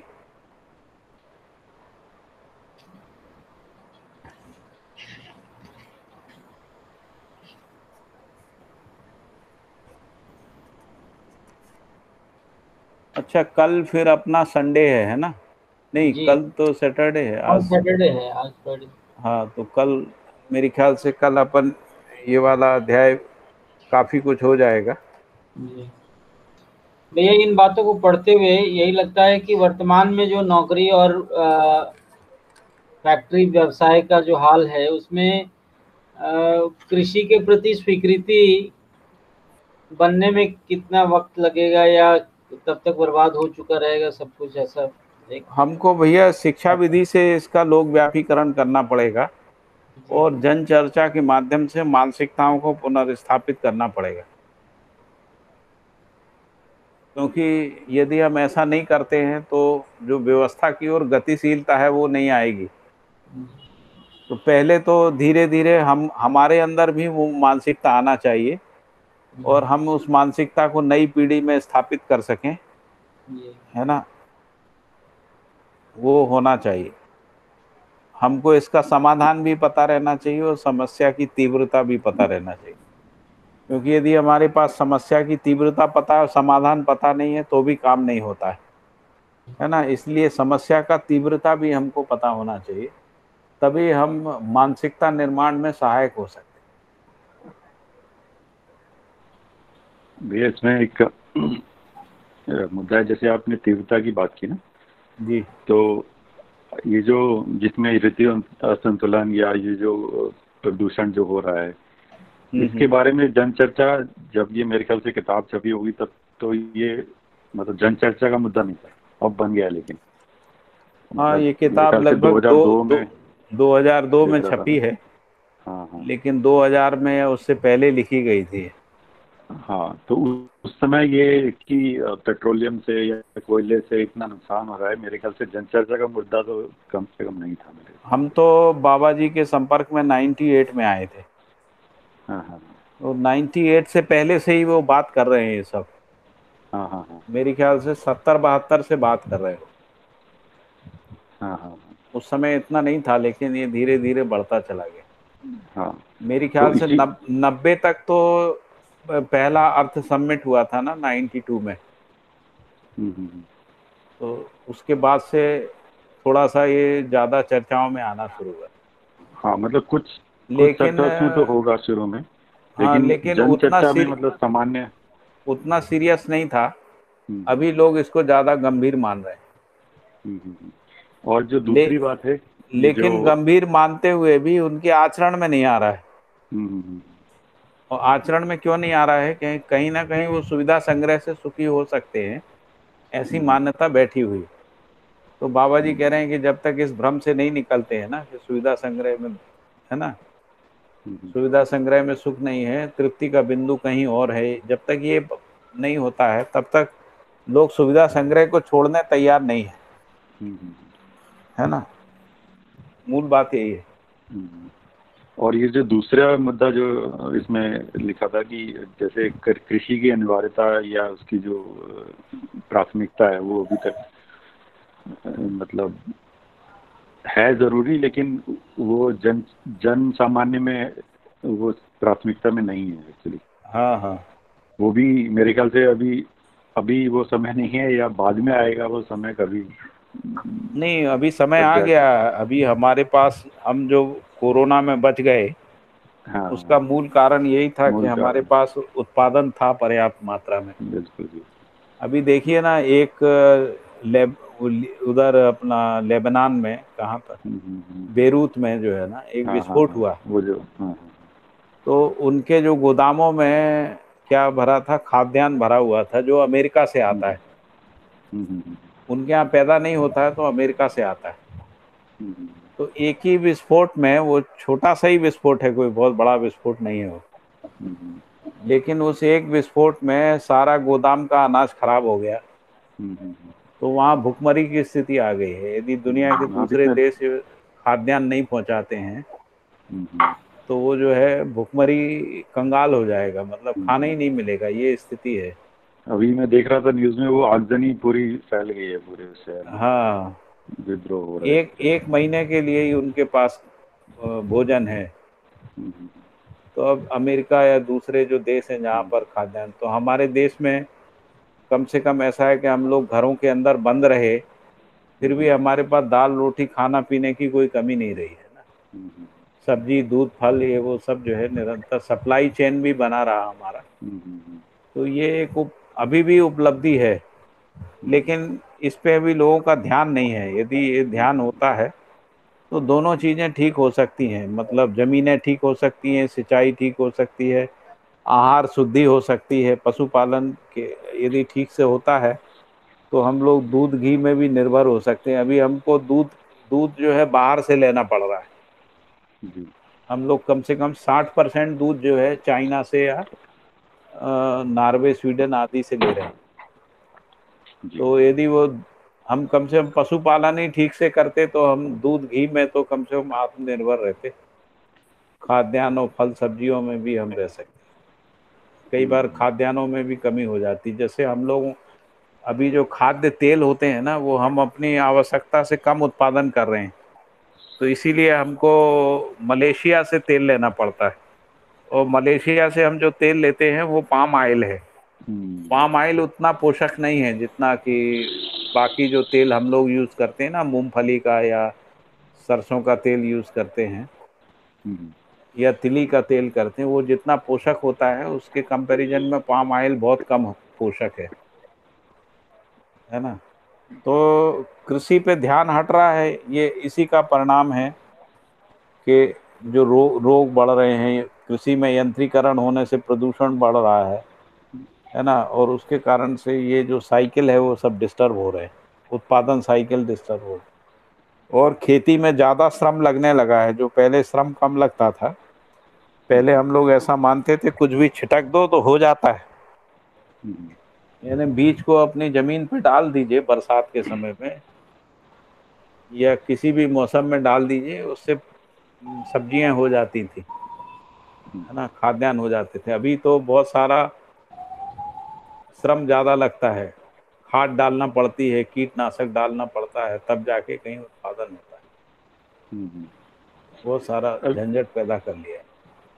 एक तो ये भी है कि मतलब पॉलिसी लेवल पे भी है ना कि कम से कम लोग खेती में लगे हैं, मतलब एक तरह से उनको शहरीकरण बढ़ाना की चाहिए। तरफ। हाँ, पॉलिसी को चेंज करना चाहिए कि लोग कृषि में ज़्यादा जाएं। तो जब तक ये चीज़ें सुधरेंगी नहीं ना, जैसे सिंचाई व्यवस्था नहीं सुधरेगी और ऑर्गेनिक फार्मिंग नहीं बढ़ेगी, तब तक लोगों का रुचि नहीं बनेगा। होगा धीरे धीरे, हम लोगों को की जिम्मेदारी है कि हम अवेयरनेस को क्रिएट करें। इसमें पाठक जी, जैसे अभी आप बोल रहे थे ना, हेलो, जी ये पेज 109 पे एक विशेष बात लिखी हुई है इसमें। जी। इसमें लिखा है कि कृषि जो है वो समृद्धिकारी ही हो सकती है। कृषि केवल समृद्धिकारी ही हो सकती है, लाभकारी हो हाँ नहीं सकती है। हाँ, लाभकारी नहीं हो सकती, तो समृद्धिकारी होती इसमें है। थोड़ा सा अपना माइंड अगर अपन लगाते हैं ना, तो जैसे शिविरों में अपन वो गरीबी अमीरी और समृद्धि की परिभाषा रखते हैं ना, हम्म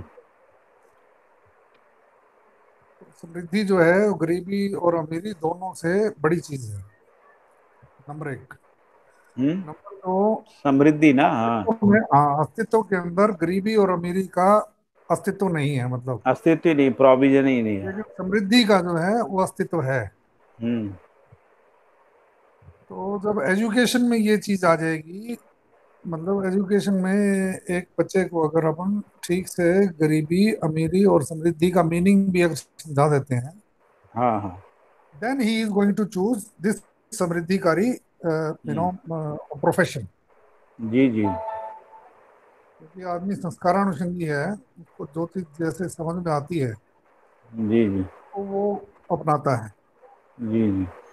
तो समृद्धिकारी हो सकती है, सिर्फ समृद्धिकारी ही हो सकती है खेती। जी जी। जब लाभ और हानि पे इसको अपन करेंगे व्यापार करेंगे, हाँ बाबा। तो लाभ का मतलब होता है शोषण। हाँ, उसके निश्चित बगैर रूप। लाभ नहीं हो सकता। हम्म। और धरती का हम फसल के लिए शोषण करेंगे तो वो धरती असमृद्ध हो जाएगी। जी जी। तो इसको समझने से ये बात समझ में आती है कि ये समृद्धिकारी मसला है। हम्म। दूसरा, इसमें जो प्रायोरिटी की बात कर रहे थे ना, इसमें हम्म प्रथम आवश्यकता की बात लिखी है एक जगह। हम्म। कृषि पे प्राथमिक है, हाँ। हाँ, इसको प्राथमिकता में लेना पड़ेगा अपने को। हाँ। क्योंकि एक चीज और थी इसमें, ये एक बीच में आया ना, पेज नंबर 117, टॉप से सेकंड लाइन। जी। ये पहले जब अपन ने पठन किया था उस टाइम भी बात हुई थी, आपने किसी को नोट भी करवाया था ये। इसमें सेकंड लाइन जो है ना, ऐसी उत्सववादी क्रियाएं, ये कहीं से कट पेस्ट होके आ गया है। हम्म। इसको जो पढ़ते हैं ना अपन, मानव और मानव के आचरण को विभाजित नहीं किया जा सकता, अविभाज्य रूप में यह वर्तमान रहता ही है। हम्म। इसके बाद में ये जो विकास क्रम की बात आ गई एकदम, जो है ना, ये जो प्राण कोशिकाओं का और उससे ह्यूमन बॉडी बनना, ये कहीं न कहीं से कट पेस्ट होके आया हुआ है। मुझे लगता है नीचे के पैराग्राफ से जुड़ता है, नहीं, शरीर वो रचना। भी वो भी नहीं जुड़ता। शरीर रचना क्रम में निश्चित आचरण परंपराएं स्थापित हो चुकी हैं। हाँ, नीचे वाले के साथ तो जुड़ता है। जुड़ता है, लेकिन ये कहाँ जोड़ेंगे इसको अपन। वही मुझे नई पढ़ते किताब पढ़ते ऐसा लगा नई था कि किताब ये वालों के कुछ। क्या हाल है, ऐसे ही है क्या? हाँ। सुनील जी, आपके पास खैरवा साहब, सुनील आपके जी। पास नई किताब है जी पुरानी है? जी भैया। जी भैया, क्या कह रहे हैं? आपके पास नई है पुरानी किताब? मेरे पास नई वाली है, इसी में भी ऐसे ही लिखा हुआ है? 60। हाँ, ऐसे ही लिखा हुआ है क्या इसमें भी? कौन सा वाला? ये जो हाल। एक पैराग्राफ है, मेरे ख्याल से 67 66 67 पेज पे आएगा कहीं। शरीर रचना क्रम में निश्चित आचरण परंपराएं स्थापित हो चुकी हैं, ये वाला पैराग्राफ है। इसके ऊपर की 4 लाइनें।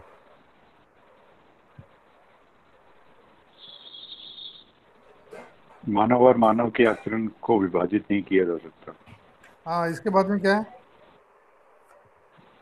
अविभाज्य रूप में यह वर्तमान रहता ही है। ऐसी हाँ जी। उत्सववादी क्रियाएं आगे चलकर एक कोशी बहुकोशी रचना वैभव को प्रकाशित किया है, और इसी क्रम में मानव हम्म, शरीर रचना भी बहुमूल्यवान रचना होना मानव में से के लिए आंकलित हो पाता है। ऐसे ही पाठक जी, ये 123 नंबर पेज पे जो अभी लास्ट पैराग्राफ पढ़ा ना अपन ने, हम्म। उसमें मुझे ऐसे लगता है सभी मानव संवेदनशीलता से परिचित हैं ही संज्ञानशीलता की आवश्यकता शेष रही है। हम्म। इसके बाद एकदम प्रदूषण वाला मसला कैसे आया, ये कनेक्टिविटीज बन नहीं पा रही है। क्योंकि प्रदूषण से शुरू किया था उन्होंने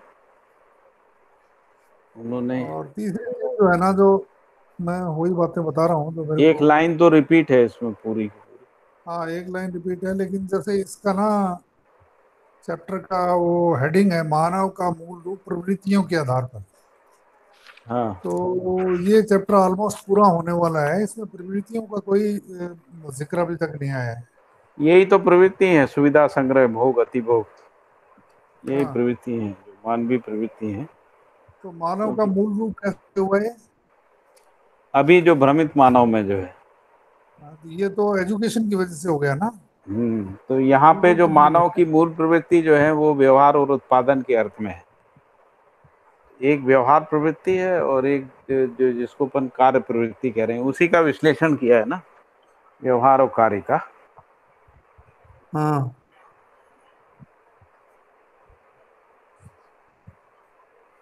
तो व्यवहारगत जो समस्याएं हैं उस पे तो पिछले अध्याय में काफी बात आई है, लेकिन यहाँ इस पर अध्याय में कार्य, तो कोई बात हुई नहीं अभी तक व्यवहार प्रवृत्ति हाँ, की। इस वाले में कार्य वाले पक्ष को उन्होंने ज्यादा उठाया।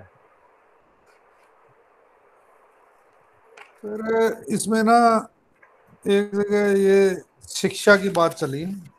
हाँ, हाँ, उससे पहले पांचों योजनाओं की बात आई थी एक। हाँ, एक आई थी लेकिन शिक्षा के पे ही खत्म हो गई, बाकी चार और की बात नहीं शिक्षा पे करी। आई, और शिक्षा को भी फिर वो कुछ मतलब आगे बढ़ नहीं पाई वो बात। हम्म। शिष्टतापूर्ण जो है ना अभिव्यक्ति, ये इतनी हम्म। बात हुई। शिक्षा का तात्पर्य एक शिष्टतापूर्ण एक अभिव्यक्ति। 118 वाला है ना, 118 नंबर पेज पे हाँ, कहीं जो पे आप थी बोल ये। रहे हैं, मानव से जुड़ी हुई विधाएं प्रधानतः 5 स्वरूपों में पहचानी गई। हाँ, उसमें शिक्षा आ गई, शिक्षा तो संस्कार विधा। उसमें शिक्षा संस्कार आ गया है, हाँ, उत्पादन उत्पादन की बात भी आ गई है लेकिन ये बीच शिक्षा बीच में। संस्कार की बात करी, हाँ, और उसके बाद ये उस पर चले गए, मतलब जीवन शिक्षा और संस्कार शरीर। में एक मुद्दा उन्होंने उठाया कि शिक्षा संस्कार में जीवन और शरीर का अलग अलग बोध करवाना चाहिए। हम्म। हम्म। ये मुद्दा हुआ एक तो, है ना। हम्म। उसके बाद ये मर्यादा वाली ये कैसी बात चलेगी, ये समझ में नहीं आया। आयु मर्यादा का मतलब क्या होता है? आयु मर्यादा पे अपन ने पहले पढ़ा था ना उसमें, अपने अभ्यास दर्शन में नहीं है, 119 पे है। है। 119 पेज पे है हाँ, मैं आयु समझ मर्यादा। गया, लेकिन अपन ने आयु, हर आयु में क्या क्या प्रवृत्तियां आती है इसको लेके अभ्यास दर्शन में पढ़ चुके हैं अपन। तो यहाँ पर केवल वो रेफरेंस आया है। अच्छा,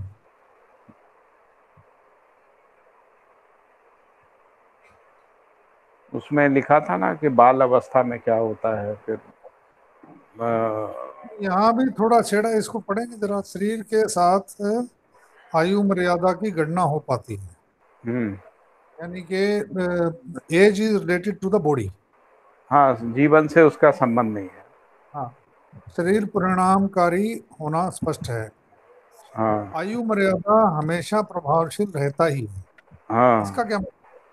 मतलब जैसे 600 काल में एक प्रकार का रहता है, और जब उत्पादन में जो जुड़ता है जब वो युवा हो जाता है, अच्छा, फिर फिर आया वृद्धावस्था इसी के में साथ कुछ अलग कार्य प्रवृत्ति रहे। प्रवृत्तियां मेधस तंत्र द्वारा इसी के साथ कार्य प्रवृत्तियां मेधस तंत्र द्वारा संवेदनशील और संज्ञानशील कार्यक्रम को क्रमों को स्पष्ट कर देती है। हम्म। कार्य प्रवृत्तियां मेधस तंत्र द्वारा, मेधा तंत्र, क्या क्या इसका मतलब? मतलब मेधा स्तंभ दोनों काम करता है, एक का क्रियावाही और ज्ञानवाही, दोनों काम करता हाँ, है। तो क्रियावाही जो है संवेदनशील है और ज्ञानवाही जो है वो संज्ञानशील है। क्रियावाही को इंग्लिश में क्या बोलते मेटाबॉलिज्म। हैं? ओके। और दूसरे वाला कौन सा बोला था आपने अभी? ज्ञानवाही जिसमें हाँ, इंद्रिय क्रियाकलाप, सेंसरी। Sensory organ. हम्म।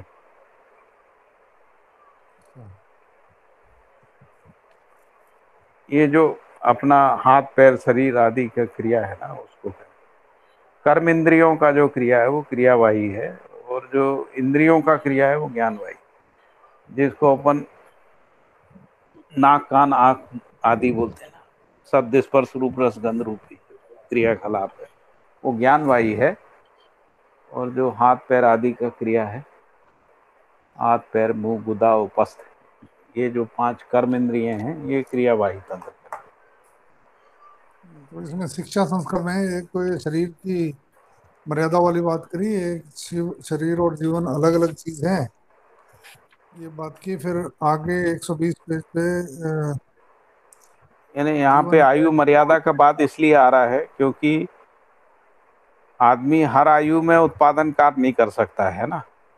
उत्पादन हाँ कार्य एक निश्चित आयु तक ही होता है। जैसे शैशव बाल अवस्था में होता नहीं है, फिर युवावस्था का काफी हिस्सा शिक्षा में जाता है। तो शिक्षा संस्कार पूरा होने यानी स्नातक होने के बाद फिर वो उत्पादन में या व्यवस्था में भागीदारी करता है ना। तो लगभग बच्चे को 21-22 साल तक जो है उसके माता पिता और परिवार के लोग उसको भरण पोषण पालन आदि करते, संस्कारित करते। इसके बाद समझ लीजिए वो 50-55-60 साल तक जो है उत्पादन कार्य में लगता है ना, 20-25 साल 30 साल है ना। इसके बाद वृद्धावस्था आती है, तो वृद्धावस्था में उत्पादन प्रवृत्तियां कम होती जाती हैं। तो इससे पता लगता है कि जो मानव का जो क्रियाकलाप है ना वो व्यवस्था के अर्थ में ही समाधानित हो सकता है ना। क्योंकि हर पीढ़ी जो है ना वो एक समय बाल्यावस्था में रहती है, हर पीढ़ी एक समय उत्पादन के लिए योग्य होती है, एक समय उत्पादन से उसकी विरक्ति होती है। तो बाल्यावस्था में भी भरण पोषण हो, वृद्धावस्था में भी भरण पोषण हो, है ना। केवल इतना ही नहीं रहे कि जब आदमी जवान रहता है तभी वो उत्पादन आवश्यकता से करके, तो इसकी निरंतरता को बनाए रखना ही समाधान है, जिसको अपन परिवार में समाधान समृद्धि बोल रहे हैं ना। तो इसलिए वो आयु मर्यादा का यहाँ पर बात आया है। इसमें पाठक जी जब पहले अपन ने इसका अध्ययन किया था ना, हम्म।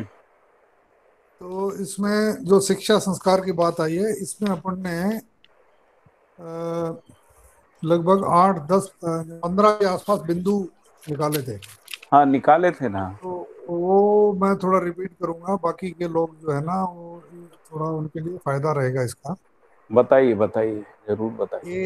ए शिक्षा संस्कार। शिक्षा संस्कार में जो ए जो है वो है जीवन व शरीर का बोध और हम्म। इसकी संयुक्तता।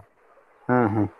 दोनों का संयुक्त है, लेकिन ये दोनों चीजें अलग हैं। शिक्षा संस्कार का एक मुद्दा है। हम्म। दूसरा है मानव शरीर के रूप में आयु की स्वीकृति होती है, इसको आयु मर्यादा बोल रहे हैं। हम्म। सी है जीवन की संवेदनशीलता और संज्ञानशीलता का। जीवन जो है वो वही संवेदनशीलता और संज्ञानशीलता का आस्वादन करता है। हम्म। डी है जीवन ही दृष्टा करता और भोगता है। हम्म। ई जीवन व जीवन जीव व मानव शरीर को जीवंतता प्रदान करता है। प्रदान का। हाँ, और जीवंतता वश ही संवेदनाएं प्रमाणित होती हैं। हम्म। फिर ई एफ जी। जी में आ गया जीवन। यह जीवन पद जो है वो संक्रमण है, हम्म। इसीलिए यह भौतिक और रासायनिक क्रियाओं का दृष्टा होता। दृष्टा होता है। हम्म। जीवन क्रिया जो है भौतिक और रासायनिक क्रियाओं का दृष्टा इसी वजह से होती है क्योंकि वो संक्रमण है। हाँ।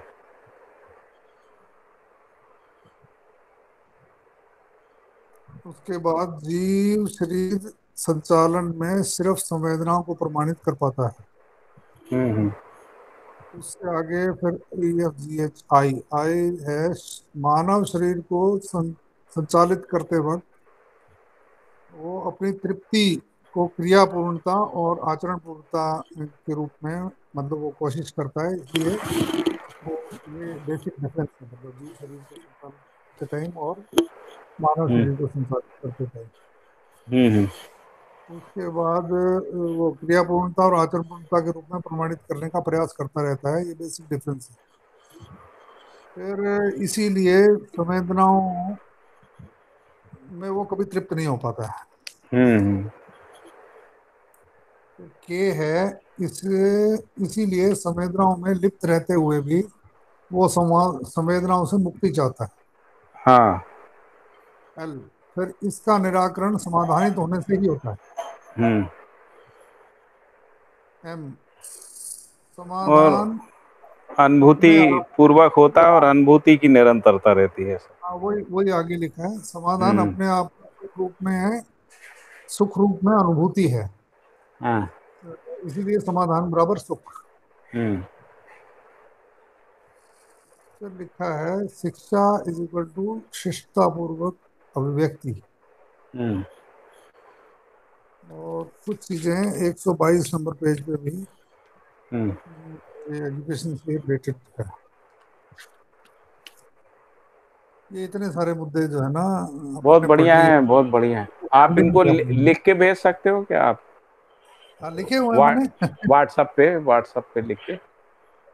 हाँ लिख के भेज देंगे। हाँ भेज दीजिए व्हाट्सएप पे, कहीं इसका उपयोग कर लेंगे। हाँ ये मुख्य उपयोग तो ये है जो लोग पहली बार या दूसरी बार इसका पठन कर रहे हैं ना, उनको लगता है भी ये मतलब क्या हो रहा है। मतलब इसको थोड़ा सा काट काट के अपन ने पढ़ा है। जब हम्म फ्लो में पढ़ते हैं तो अपने को पता नहीं होता है शिक्षा की बात कब कर दी। हम्म ये एम एम का मतलब हुआ A B C D E F I J K L M. ये 15 मुद्दे आ गए हैं अभी आज आज का जो अपन ने पठन किया है ना। हम्म these are the points which are to be included in शिक्षा शिक्षा संस्कार। संस्कार। जबकि इनका कोई जिक्र नहीं आज के दिन। हम्म बहुत बढ़िया।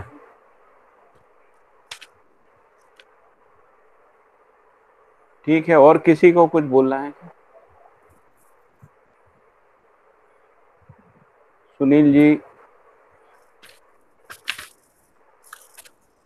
इसमें पूर्णिमा एक दीदी। निष्कर्ष निकलता है पाठक जी।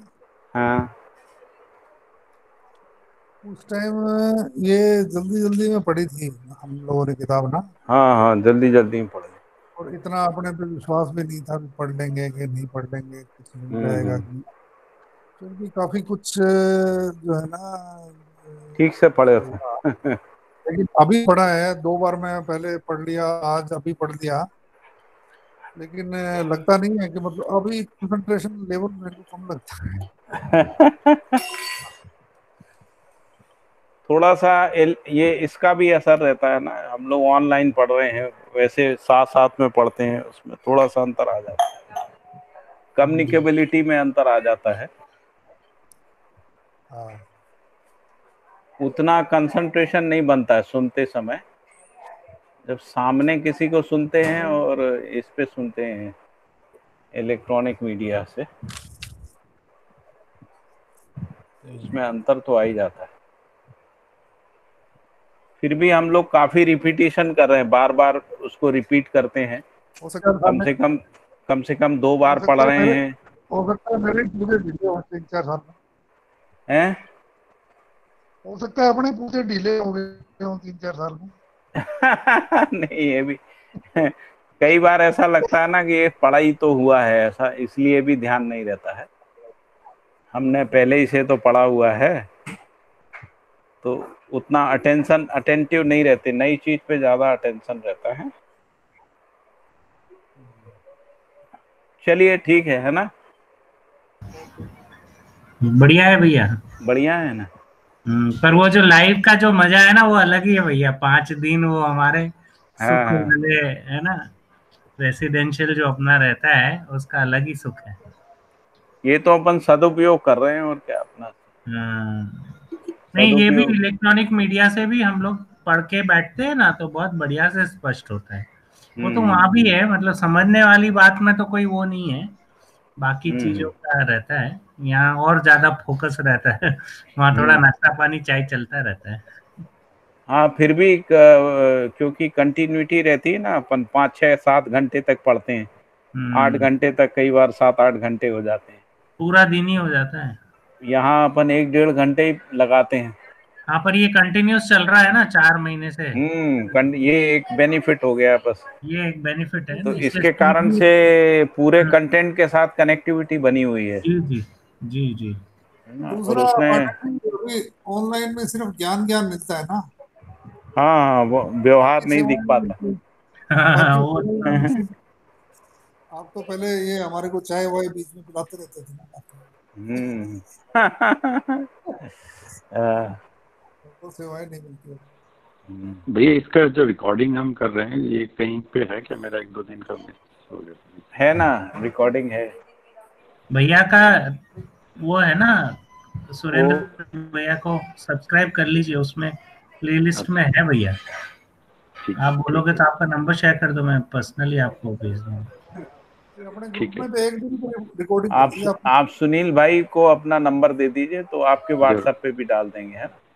ठीक है भैया। और आप गुजरात ग्रुप ज्वाइन कर लीजिए, नहीं तो सुनील भाई ऐड कर देंगे आपको गुजरात ग्रुप में। ठीक तो ठीक। वहाँ पे हम लोग शेयर करते रहते हैं। वहाँ तो एक ही अच्छा, दिन की रिकॉर्डिंग शेयर होती है, अब हम्म तक एक ही दिन की रिकॉर्डिंग शेयर की है ग्रुप में तो। बाकी तो वो लिंक है ना अपना उसका वो रोज अपडेट होता है ना भैया, रोज वीडियो डलते हैं, तो वो एक बार रोज आप सब्सक्राइब कर लोगे ना तो अपने आप ऑटोमेटिक आ जाएगा यूट्यूब। उसका फिर वो भेजना को लिंक जिसमें हम सब्सक्राइब करते हैं एक बार लिंक भेज देना भैया सबको, है ना। ओ, ठीक है भैया। हम्म, ठीक है, कल मिलते हैं। ना। ओके। हाँ, हरिहर। हरिहर, सबको अरे हरिहर। यार भैया, नमस्ते। हरिहर भैया। नमस्कार। आसुतोष नमस्ते भाई, भैया। नमस्ते क्या भैया, हाल चाल है? आप नमस्ते भैया। तो बस लिख रहे बढ़िया थे है आप भैया। बीच में, कहाँ? मैंने